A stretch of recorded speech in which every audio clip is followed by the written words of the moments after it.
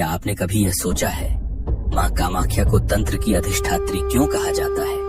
क्या आपने उस स्थान की कल्पना की है जहाँ न कोई मूर्ति है न आरती, फिर भी ब्रह्मांड की गूंज वहाँ सजीव हो उठती है? यह मंदिर है माँ कामाख्या का, जहाँ देवी की उपासना नयन नहीं आत्मा से की जाती है, जहाँ सृजन की शक्ति एक शिला के रूप में जागृत है। यहाँ देवी न केवल कृपा देती हैं, बल्कि मर्यादा टूटने पर दंड भी। कभी एक परम भक्त उनकी लीला की मर्यादा लांघ बैठा और देवी के कोप का शिकार बन गया। एक श्राप भी यहीं जन्मा, जो आज तक नरनारायण वंश पर प्रभावी है। कामाख्या केवल एक देवी नहीं, बल्कि इच्छा, ऊर्जा और चेतना का स्रोत है।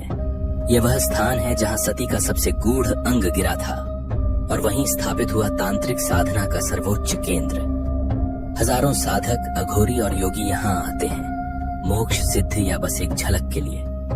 तो आइए जाने उस गूढ़ रहस्य को, जहाँ इच्छा तप में बदलती है और भक्ति शक्ति में। कामाख्या एक मंदिर नहीं, एक जीवित चेतना है। देवताओं पर ताड़कासुर का अत्याचार बढ़ता जा रहा था, कोई उपाय नहीं सूझ रहा था। शिव समाधि में लीन थे और उनके बिना कोई समाधान संभव नहीं था। देवगण चिंतित हो उठे, शिव को समाधि से बाहर लाना अनिवार्य था। परंतु शिव, जो सती वियोग में तपस्थ थे, उन्हें न कोई अप्सरा, न कोई देवता, न कोई साधना विचलित कर सकती थी। तब ब्रह्मा, विष्णु और इंद्र ने एक निर्णय लिया। कामदेव को चुना गया, प्रेम और आकर्षण के देवता।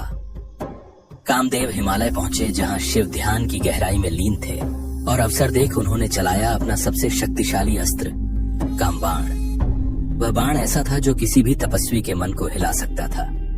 जैसे ही बाण ने शिव को स्पर्श किया, तपस्या भंग हो गई। शिव की आंखें खुली, पर यह कृत्य उन्हें अनुचित और अपवित्र प्रतीत हुआ। तीसरी आंख खुली और एक ही पल में कामदेव भस्म हो गए। चारों दिशाएं स्तब्ध, देवता मौन, प्रकृति भी ठहर गई। तभी एक करुण पुकार उठी, रति की, कामदेव की पत्नी। वह शिव के चरणों में गिर पड़ी। प्रभु, मेरे स्वामी को लौटा दीजिए, मैं उनके बिना अधूरी हूँ। शिव ने उसकी याचना सुनी। उस प्रेम में कोई छल नहीं था, सिर्फ विरह और समर्पण था। शिव बोले, कामदेव पुनः जन्म लेंगे, परंतु इस बार वे अनंग होंगे, बिना शरीर के। समय बीता और कामदेव ने पुनः जन्म लिया, लेकिन यह जन्म पहले जैसा निष्कलंक नहीं था। अब उनके प्रभाव में केवल प्रेम नहीं था, बल्कि उसमें वासना, मोह, लोभ और भोग की छाया भी घुल गई थी। देवताओं ने देखा कि जो शक्ति पहले सृष्टि को गहराई देती थी, अब वही शक्ति मोह, भ्रम और बंधन का कारण बन रही है। यह देख भगवान शिव मौन नहीं रहे। उन्होंने एक दिव्य निर्णय लिया, काम की ऊर्जा को अब संयम और साधना में रूपांतरित किया जाए। शिव बोले, एक ऐसा स्थान निर्मित हो जहाँ काम भस्म न हो, बल्कि साधना में रूपांतरित हो। विश्वकर्मा और रति के सहयोग से कामदेव ने शिव के आदेश पर एक पवित्र शक्तिपीठ की स्थापना की, कामाख्या। यह वही स्थान था जहां माता सती का सबसे गूढ़ अंग, योनि, गिरा था। नीलांचल पर्वत की छांव में बसी यह भूमि अब केवल एक मंदिर नहीं, बल्कि सृजन, ऊर्जा और तंत्र की प्रयोग भूमि बन गई। यहाँ काम का अर्थ केवल शरीर नहीं, बल्कि वह शक्ति है जो संसार को रचती है, संयम में रहती है और तप से प्रकाशित होती है। आज भी योगी, तांत्रिक और साधक यहाँ अपने भीतर की इच्छाओं को शुद्ध, शांत और जागृत करने आते हैं। काम यदि मर्यादित हो तो सृजन है, और यदि अनियंत्रित हो तो विनाश। यही कामाख्या की आत्मा है। शिव का कामदेव को भस्म करना और फिर उसी शक्ति को कामाख्या के रूप में शुद्ध और साधनीय बनाना, यही दर्शाता है कि संहारक वही है जो सृष्टि को नया अर्थ भी देता है, और इस सृष्टि के संतुलन में विष्णु सदैव सहयोगी बनते हैं। यह कथा केवल इतिहास नहीं, यह चेतना है जो हर युग में बताती है कि सृजन तभी पवित्र है जब उसमें संयम और संतुलन हो। भारत की आध्यात्मिक धरती पर जहां भक्ति, योग और तंत्र की धाराएं एक दूसरे में विलीन होती हैं, वहीं पूर्वोत्तर के नीलांचल पर्वत पर मां कामाख्या का धाम एक ऐसा शक्ति स्रोत है जिसकी ऊर्जा केवल अनुभूत की जा सकती है, समझी नहीं जा सकती। यह मंदिर कोई साधारण स्थल नहीं, बल्कि तंत्र की चेतना का सजीव केंद्र है, जहां सदियों से साधक, तांत्रिक और योगी अपने भीतर की अग्नि को दिव्यता में रूपांतरित करने आते हैं। मां कामाख्या को शक्ति के उन रूपों में गिना जाता है जो केवल रक्षा या विनाश की नहीं, बल्कि काम, इच्छा की अधिष्ठात्री मानी गई है। संस्कृत में कामाख्या दो शब्दों से मिलकर बना है, काम यानी इच्छा और अख्या यानी अभिव्यक्ति। इसका अर्थ हुआ वह देवी जो इच्छाओं को जन्म देती हैं और उन्हें मुक्ति और साधना का मार्ग भी प्रदान करती है। पौराणिक मान्यताओं के अनुसार यह वही भूमि है जहां देवी सती के शरीर का सबसे रहस्यमय अंग योनि शिव के कंधे से गिरा था। जब उन्होंने तांडव करते हुए सती के अंगों को लिए ब्रह्मांड को विचलित कर दिया था।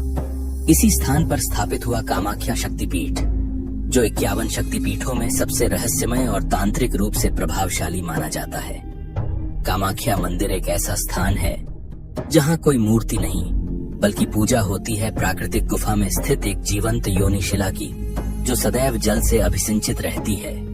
इस जलधारा को ब्रह्मपुत्र की गुप्त शाखा माना जाता है।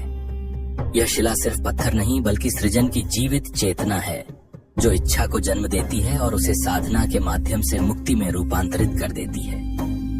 तंत्र शास्त्र के अनुसार योनि केवल शरीर का अंग नहीं बल्कि वह शक्ति है जो सृष्टि की धुरी को चलाती है, जो जन्म देती है और मृत्यु के पार चेतना को पहुंचाती है। मां कामाख्या उसी जागृत ऊर्जा की जीवंत मूर्ति है। यह वही स्थान है जहां साधक अपनी अहंकार की परतें गलाकर शक्ति से एकात्म हो जाते हैं। कहा जाता है कि इस योनि शिला पर कुछ ऐसे गूढ़ चिन्ह हैं जो केवल अनुभवी तांत्रिकों को ही दिखाई देते हैं, वो भी केवल विशिष्ट अनुष्ठानों में। यहाँ अनेक गुप्त शमशान साधना स्थलों का उल्लेख मिलता है जहाँ केवल अघोरी ही रात्रि में प्रवेश कर सकते हैं। यह साधनाएं अत्यंत गोपनीय होती हैं और साधक को जीवन और मृत्यु के पार की अनुभूति कराती है। कामाख्या कोई साधारण मंदिर नहीं, यह एक जीवंत शक्ति क्षेत्र है जहाँ भक्ति, श्राप और वरदान की कथाएं आज भी जीवित हैं। इन्हीं में से एक कथा जुड़ी है केंदु कलई, मां कामाख्या के परम भक्त और तांत्रिक पूजा के संरक्षक से। रात्रि में जब मंदिर के कपाट बंद हो जाते तब मां नग्न रूप में तांत्रिक नृत्य करती थी।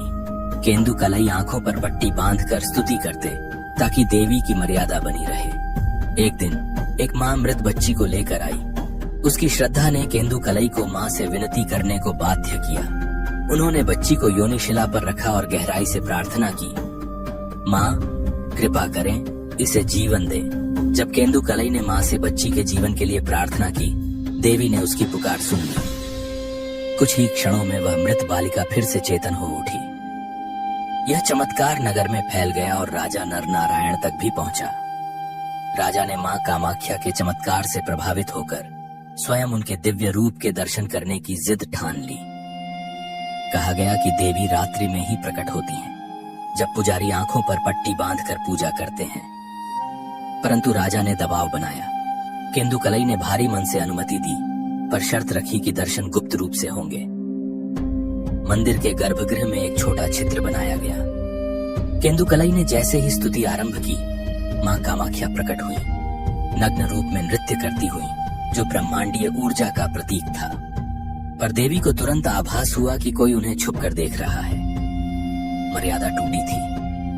क्रोध से अग्नि की लपट उठी और राजा नरनारायण वहीं भस्म हो गए। देवी ने केंदु कलई को भी दोषी पाया। उनकी सहमति भी इस मर्यादा भंग में सम्मिलित थी। कुछ परंपराओं में कहा गया कि उनका सिर काटा गया, तो कुछ में उन्हें शापित मूर्ति में बदलने का वर्णन है। मां ने श्राप दिया, नरनारायण वंश का कोई भी पुरुष इस भूमि पर पग नहीं रखेगा। आज भी उस वंश के लोग आंखों पर पट्टी या छत्र के साथ वहां से गुजरते हैं। यह कथा केवल दंड की नहीं, श्रद्धा, मर्यादा और आत्मचेतना की गाथा है। कामाख्या वह शक्ति है जो प्रेम, भक्ति और संयम की कसौटी पर हमें परखती है। अगर हाँ तो अपने विचार नीचे कमेंट में जरूर साझा करें। हम जानना चाहते हैं कि इस दिव्य कथा को आपने किस रूप में अनुभव किया।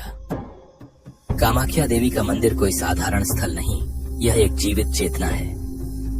यहाँ हर शिला, हर परंपरा, हर मंत्र के पीछे एक रहस्य छिपा होता है। कुछ कथाएं कही जाती हैं और कुछ अब भी इस संसार से छिपी हुई हैं। और यह तो बस शुरुआत है। जैसे ही आपका स्नेह और समर्थन मिलेगा, हम मां की कृपा से अगली कड़ी लेकर फिर लौटेंगे। अगर यह वीडियो आपको ज्ञान, रोमांच और चेतना से भर पाया हो तो कृपया लाइक करें, शेयर करें, सब्सक्राइब जरूर करें ताकि अगली कथा आपसे छूट न जाए। आपका साथ हमारी साधना का बल है। शक्ति, शांति और सिद्धि आपके जीवन में सदैव बनी रहे। जय मां कामाख्या।